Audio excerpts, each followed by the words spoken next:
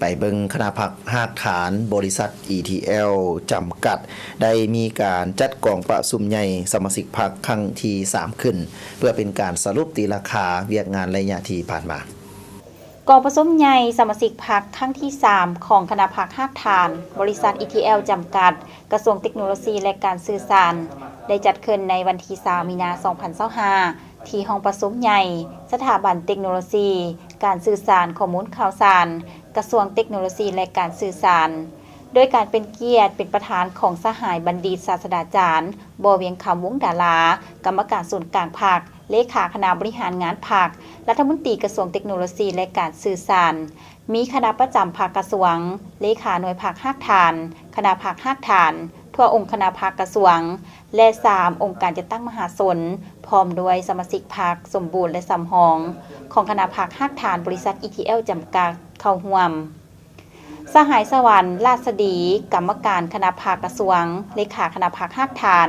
บริษัท ETL จำกัดได้ขึ้นกล่าวเปิดกองประชุมอย่างเป็นทางการพร้อมทางผ่านทางบทรายงานการเมืองแผนพัฒนาแขนงการและบทสำรวจการนำพารวมของคณะพรรคหากฐาน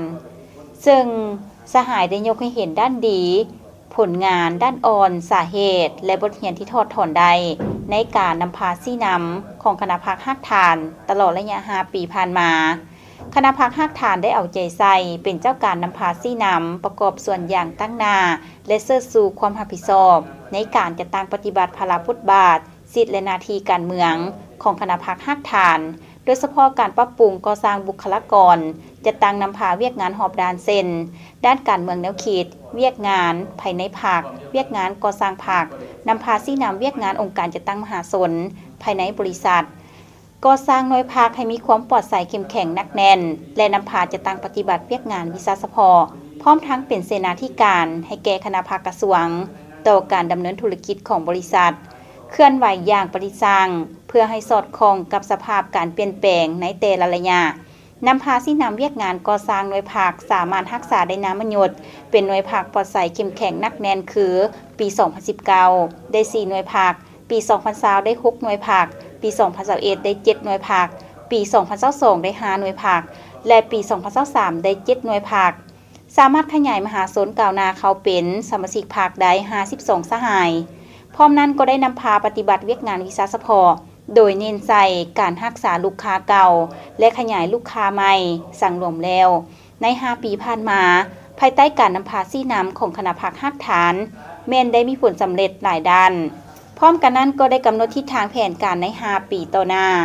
จากนั้นกองประชุมบรรดาสหายสมาชิกพรรคสมบูรณ์ก็ได้พร้อมกันใส่สิทธิประชาธิปไตยป้อนบัตรคัดเลือกเอาคณะพรรคหากฐานสุดใหม่ซึ่งมีผู้ลงสมัคร9สหายเลือกเอา7สหายกองประชุมครั้งปฐมฤกษ์ได้เป็นเอกสารเลือกเอาสหายสวรรค์ราษฎีเป็นเลขาคณะพรรคหากฐานสหายวัฒนาวงเทวันเป็นรองเลขาคณะพรรคหากฐานสหายไซสง่าบุญนผลเป็นประธานกวดกาสหายบุญคำคลือศรีเป็นรองประธานกวดกาพรรคและอีก3สหายเป็นคณะพร้อมเดียวกันนั้นยังได้มีการป้อนบัตรเลือกเอาคณะผู้แทนสมบูรณ์17สหายและผู้แทนสำรอง5สหายเพื่อเข้าร่วมกองประชุมใหญ่ผู้แทนสมาชิกพรรคครั้งที่3ขององค์คณะพรรคกระทรวงเทคโนโลยีและการสื่อสาร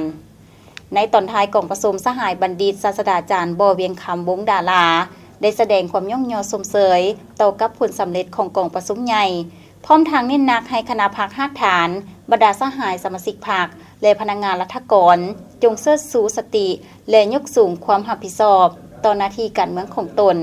ปรับปรุงแบบแผนการนำพาวิธีเฮ็ดเวียกให้มีการหันเปลี่ยนใหม่อย่างตั้งหน้าเอาใจใส่ศึกษาพรมการเมืองแนวคิดให้แก่สมาชิกพรรคพนักงานเพิ่มทวีความสามัคคีเป็นปึกแผ่นเสริมขยายมูลเสื้ออันสง่างามของพรรคประชาชนปฏิวัติลาวให้สูงขึ้นเป็นกำลังแหงขับเคลื่อนในการหันเป็นดิจิตอลตามทิศหันเป็นอุตสาหกรรมและทันสมัยประกอบส่วนอย่างตั้งหน้าเข้าในการจะตั้งผันขยายมติกองประชุมใหญ่ผู้แทน